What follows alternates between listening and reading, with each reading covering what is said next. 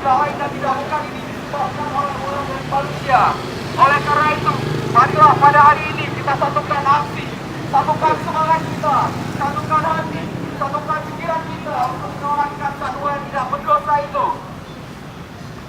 Saudara-saudara sekalian, kita mau Banda Aceh adalah say no to illegal lagi. Katakan tidak kepada illegal lagi. Dan katakan tidak juga terhadap orang-orang yang ingin eksploitasi harimau. Yang pernah membeli produk yang menggunakan harimau, saudara-saudaraku semuanya.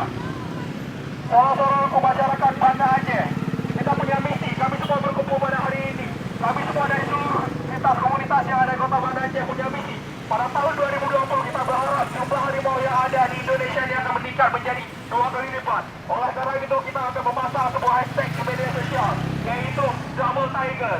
Jumlah harimau dengan hutan tropis yang ada di Indonesia yang merupakan hutan tropis terbesar kedua di dunia setelah Brazil yang ada di Amerika Selatan, saudara-saudara semuanya. Mari kita buka mata.